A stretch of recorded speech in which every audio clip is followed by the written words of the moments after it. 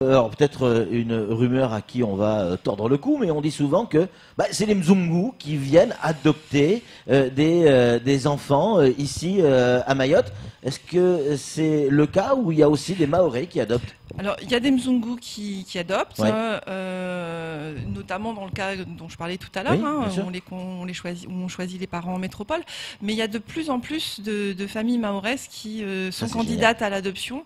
Et comme je vous disais tout à l'heure, les récents contacts que j'ai là depuis le début de l'année, c'est vraiment essentiellement des familles mahoraises qui s'intéressent à l'adoption, qui posent des questions sur les démarches à réaliser. Ouais. C'est vrai que les démarches sont un peu compliquées, il y a pas mal de papiers à remplir, et il y a des enquêtes sociales, psychologiques qui sont faites, donc ça peut faire peur, hein, et donc nous on est là pour ça en tant qu'association de parents, pour expliquer le parcours qui est à suivre et accompagner ceux qui ont ce projet-là pour essayer de faire aboutir.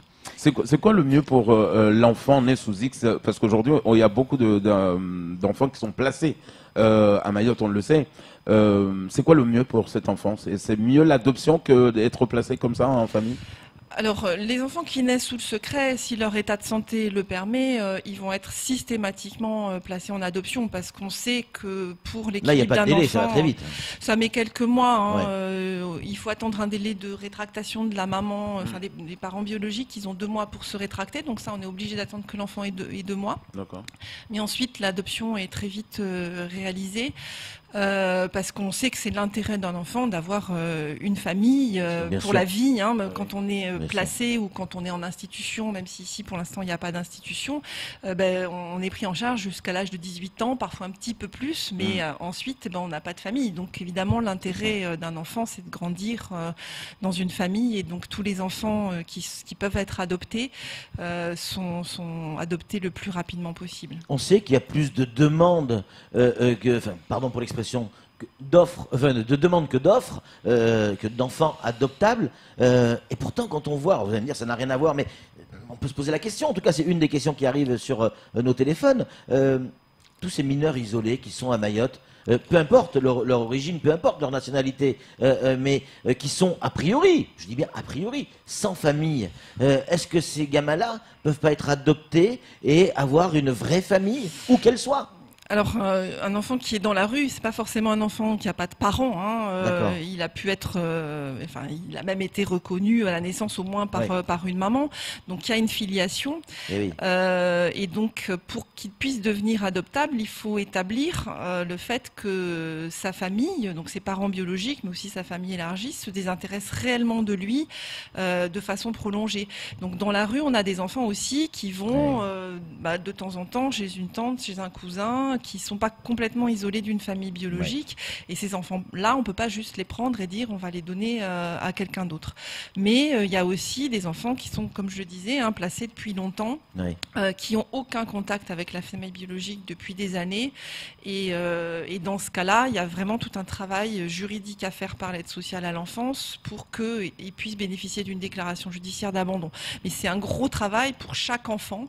Et donc ça nécessite des moyens qu'aujourd'hui, je pense que l'aide sociale à l'enfance n'a pas. Hein. Il faut vraiment, on est dans un département où il y a beaucoup d'enfants dans des situations très difficiles. Donc indépendamment de la question de l'adoption, qui est l'ultime solution pour ces enfants-là, il y a d'autres formules d'aide pour l'enfance qui est délaissée, pour les familles qui sont en difficulté pour s'occuper de leurs enfants.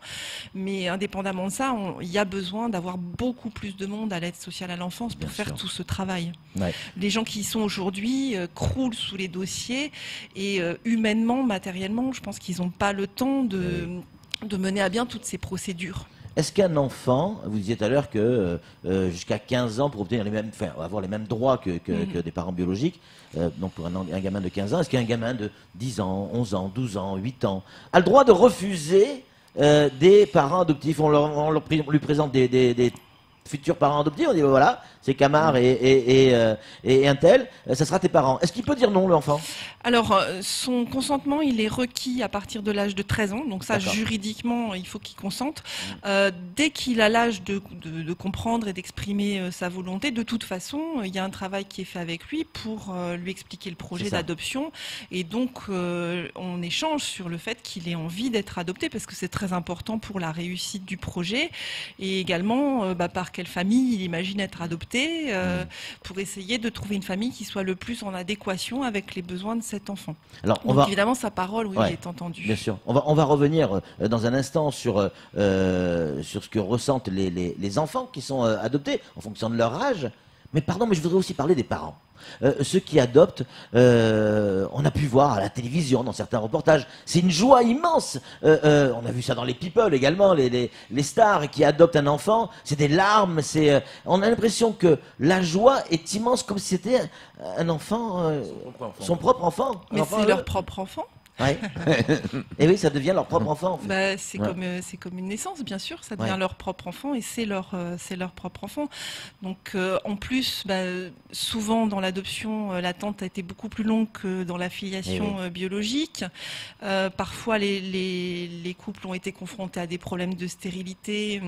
Et donc ont eu des parcours médicaux très éprouvants avant de se lancer dans l'adoption. Donc c'est souvent l'aboutissement d'une très longue attente. Il faut voir aussi que c'est aussi l'aboutissement d'une longue attente pour les enfants. Quand c'est pas un bébé, et le temps pour les enfants, c'est pas du tout la même façon de le percevoir que nous. Et donc bon voilà, quand on a des enfants un petit peu plus grands, entre le moment où on commence à leur parler du projet et le moment où les procédures aboutissent et où ils peuvent réellement rencontrer leurs parents, ça peut paraître très très long. Et donc c'est pour ça qu'au moment de la rencontre, effectivement, il y a pas mal de choses qui se passent. Après, vous avez déjà assisté à ça en vrai, au moment où les parents adoptifs voient pour la première fois l'enfant qui va être adopté? À l'association France et Familles d'Adoption, on est tous parents adoptifs, donc on l'a déjà vécu pour nous. Voilà, après, ce qu'il faut voir, c'est... Vous vous souvenez encore de ces moments-là? Ah, évidemment. Mais ce qu'il faut voir aussi, c'est que dans ce qui est médiatisé, évidemment, c'est qu'un petit moment de la vie des gens qu'on est en train de filmer. Ensuite, on retombe assez vite dans le quotidien. Et l'adoption, c'est pas un processus de filiation qui est de la même nature que la filiation biologique. Il y a tout à construire au niveau du lien avec l'enfant adopté. Et c'est aussi une des raisons pour lesquelles c'est si difficile d'adopter, c'est qu'on essaye d'évaluer si les parents ils ont bien pris la mesure de ce à quoi ils vont être confrontés, parce que c'est pas forcément aussi facile et aussi joli que dans les tabloïds. Oui, c'est clair. Des questions, ça intéresse beaucoup le sujet, Cécile. Des questions toutes simples. Est-ce que c'est payant? Est-ce que ça coûte quelque chose? Alors, en France, l'adoption, c'est entièrement gratuit. Ça coûte absolument rien. Quand on fait des démarches à l'étranger, normalement, c'est également gratuit, mais il y a des coûts qui sont liés à l'adoption. Par exemple, il va falloir faire traduire les dossiers que vous allez envoyer, faire légaliser les pièces. Vous allez devoir payer un interprète, quelquefois un avocat. Vous allez devoir payer des voyages pour aller sur place. Donc quand on est dans l'adoption à l'étranger, ça a vraiment un coût qui peut être très important. C'est un peu comme si on était à l'étranger, alors, parce qu'il faut prendre l'avion, il faut... Encore une fois, c'est pas forcément des gens qui viennent de l'extérieur, et j'espère qu'il y aura de plus en plus de familles locales qui vont adopter, et à qui donc ça coûtera pas le taxi pour venir à l'aide sociale à l'enfance chercher l'enfant. Est-ce qu'il y a encore des questions? Est-ce qu'il y a des cas d'échec? Je suis parent adoptif, j'ai adopté le petit Camar et ça se passe pas bien. Avec le petit Camar, ça devrait bien se passer. et ça se passe pas bien. Est-ce que la marche arrière est cassée? Est-ce que on va m'aider? Comment ça va se passer? On va vous aider comme on aidera les parents biologiques qui ont des enfants avec qui ça se passe pas bien. Et donc effectivement, ça arrive aussi dans l'adoption. Et donc c'est effectivement important d'en parler parce que c'est quelque chose à quoi il faut aussi se préparer. Dans l'adoption, vous pouvez avoir beaucoup d'amour à donner et avoir un enfant qui jusqu'à présent s'est construit sans amour. Et donc finalement, c'est pas ce qu'il attend de votre part. Et pour faire un lien, il faut qu'il y ait un aller et un retour. Bien sûr. Et quelquefois, le retour est pas celui auquel on s'attend et pas celui qu'on peut avoir avec un enfant qui vient de sortir de notre ventre. Et donc, c'est quelque chose à quoi il faut être préparé parce que l'attente a été tellement longue que la déception peut être d'autant plus forte si ce lien, il n'est pas tout de suite à la hauteur de ce qu'on espérait. Cécile, l'adoption, c'est d'abord une histoire d'amour. Avant d'être une histoire de paperasse, d'envie, de besoin, parce qu'un couple a besoin d'un enfant aussi, dans le sens, l'équilibre du couple passe aussi par la présence d'un enfant. C'est ça une famille aussi. L'adoption, c'est que une histoire d'amour. Ouais. L'objet de l'adoption, c'est de créer un lien d'amour parental, filial avec un enfant. Voilà. Et donc, comme toutes les histoires d'amour, c'est pas toujours rose et toujours facile. Camar, une question. Ouais. Alors, je sais que vous le disiez justement, il y a des familles maoraises qui commencent aujourd'hui à s'intéresser à l'adoption, mais est-ce que c'est pas le fait que déjà culturellement c'est un peu tabou ici, c'est vraiment tabou, on va être pointé du doigt, on n'a pas d'enfants, donc c'est pas ça qui bloque un peu. Alors c'est vrai que c'est pas forcément évident. Localement, l'adoption, c'est pas forcément très bien perçu. Alors, je sais pas exactement d'où ça vient. Moi, je connais pas bien la religion musulmane, mais les versets du Coran auxquels on nous renvoie pour dire, par exemple, que l'adoption, c'est pas musulman. C'est assez étonnant parce que dans le Coran, il est dit que quand un enfant n'a pas de parents, on doit le prendre pour sien. Et c'est exactement l'adoption. Alors, ce qui est dit, c'est que il doit garder le nom de son père biologique dans le Coran. Donc ça peut être quelque chose à quoi les familles maoraises soient attachées. Et dans ce cas-là, l'adoption simple permet de répondre à cette exigence, puisque dans l'adoption simple, on ajoute son nom à celui de la famille biologique. Donc, je pense pas qu'il y ait vraiment d'obstacle. Il faudrait en parler au cadi, mais je pense pas qu'il y ait vraiment d'obstacle par rapport à la religion. Maintenant, par rapport au regard des autres, je crois qu'il faut un petit peu progresser et se dire que c'est vraiment une façon de donner à un enfant qui en est privé, de donner une famille à un enfant qui en a pas, et ça c'est vraiment profondément injuste. Une question délicate, mais que je vais poser, parce qu'on est sur Quasi, Cécile. La couleur. La couleur de l'enfant. Si l'enfant est noir, l'enfant qui est adoptable est noir, les parents sont blancs, ils vivent à Mayotte. Est-ce que pour lui, c'est pas un peu compliqué d'expliquer à ses collègues, à ses copains de classe, viens, on va à la maison, on regarde un film ou peu importe, le goûter, un anniversaire, ploum, et il tombe sur des parents blancs. Alors ça arrive souvent dans l'adoption, que l'enfant ne soit pas de la même origine ethnique que ses parents, et donc c'est pas plus compliqué à Mayotte que ailleurs. Effectivement, ceux qui sont d'une origine ethnique différente de celle de leurs parents, ils ont une pancarte, je suis adopté sur leur tête, et donc ils peuvent pas le dire uniquement aux gens à qui ils ont envie de le dire, et donc tout le monde va le savoir. C'est plus compliqué à gérer. Je pense que c'est aux parents d'aider leurs enfants à être armés pour répondre aux questions que va leur envoyer la société. Après, il faut savoir que quand vous avez un projet d'adoption, vous pouvez exprimer vos limites, à la fois sur l'âge de l'enfant, sur son état de santé et sur son origine ethnique. Et si, en tant que parent, vous vous sentez pas en capacité d'accompagner un enfant qui soit d'origine ethnique différente de la vôtre, vous pouvez l'exprimer. Et dans ce cas-là, on vous confiera pas un enfant qui est d'origine ethnique différente de la vôtre. Moi, je pensais surtout à l'enfant. Lui-même, quand il grandit, il reste de la même ethnie. Les parents aussi. C'est, à un moment donné, il va falloir l'expliquer, le regard de... Ça fait partie des particularités d'adoption. Puis il y a des enfants qui se ressentent... par exemple, les petits Asiatiques, certains disent je me sens jaune à l'extérieur et blanc à l'intérieur. Ça s'appelle le syndrome de la banane. Parce que culturellement, ils ont grandi dans une famille métropolitaine blanche, etc. Puis visuellement, ils sont asiatiques et donc ils sont perçus comme asiatiques à l'extérieur, alors que dans leur culture, ils le sont pas du tout. Et donc voilà, ça fait partie des choses qu'il faut savoir pour aider son enfant. On a bien noté que y a de plus en plus de familles maoraises qui adoptent, et c'est plutôt une bonne nouvelle pour ceux qui sont à l'extérieur et qui ont déjà adopté depuis déjà pas mal d'années. C'est des questions qui arrivent. Est-ce que les enfants qui étaient à Mayotte, qui maintenant sont ailleurs, ont l'envie de revenir découvrir leur île, ou pas du tout? Alors là, moi, j'ai pas assez de recul. Je m'occupe de l'adoption à Mayotte depuis 2015, seulement. Donc, j'avais forcément entendu parler. J'ai pas entendu d'enfants qui reviennent. Après, voilà, ils sont pas obligés de nous prévenir. Ils peuvent très bien revenir ici avec leurs parents et découvrir leur terre d'origine. C'est compliqué d'adopter quand on est parent. Il y a l'envie, le besoin, etc.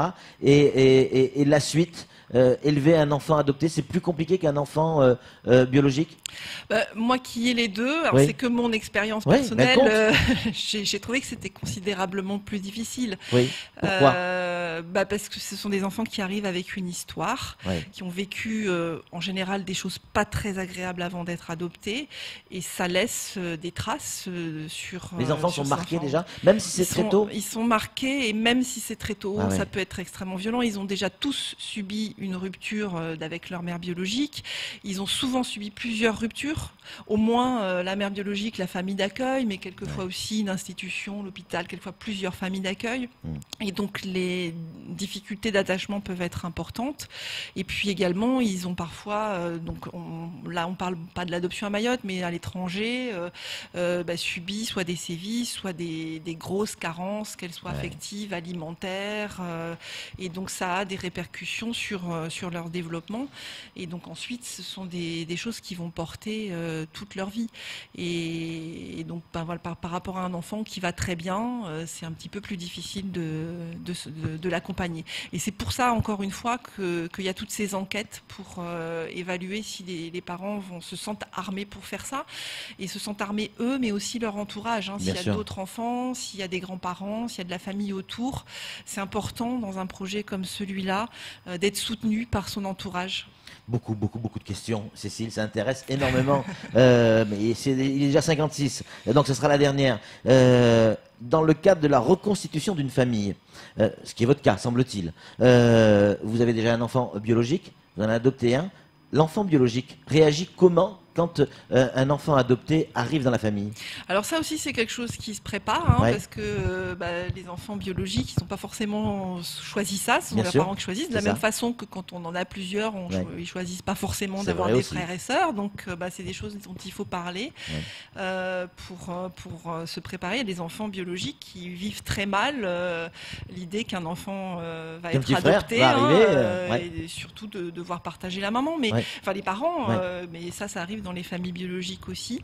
Nous, notre expérience, ce lien de fraternel, c'est vraiment très bien fait entre les enfants. Et donc, les enfants se posent certainement moins de questions, et donc quand il y a un petit frère qui arrive, quelquefois c'est pas toujours facile de prêter ses affaires, et puis ensuite le jeu prend le dessus. Juste un renseignement, c'est l'essentiel. Si j'ai envie d'adopter, où je me renseigne, qui j'appelle? Il faut aller à l'aide sociale à l'enfance, c'est au rond-point de Tati, SMCI. Il y a la protection maternelle et infantile, donc ça c'est vraiment la première démarche à faire. L'ASE. Et donc ils vous inviteront en fait à une réunion d'information sur l'adoption ou un rendez-vous individuel, et ils vous remettront à ce moment-là un dossier administratif à remplir. Et ça va déclencher la procédure pour avoir un agrément, puisque c'est obligatoire d'avoir un agrément du conseil départemental pour pouvoir adopter, que ce soit en France ou à l'étranger. C'est vraiment indispensable. Et puis vous pouvez donner des conseils aussi au travers de l'association. Voilà, qu'ils n'hésitent surtout pas à appeler Enfance et Familles d'Adoption ou à nous envoyer un petit mail. Nous, on organise de temps en temps des réunions d'information aussi. Rapidement. 06 39 67 73 43. 67 73 43, 67 73 43, si ça vous intéresse, eh bien appelez Enfance et Famille d'Adoption, au moins pour avoir des informations, et puis on pourra diriger les gens qui sont intéressés par l'adoption après. Voilà. Merci mille fois, Cécile Perron, d'être venue sur ce plateau. Il y a encore plein de questions, il faudra revenir, un de ces quatre. D'accord. On aura l'occasion de recaler tout ça. En tout cas, c'est tout pour ce temps de parole. Tout de suite, la suite de nos programmes.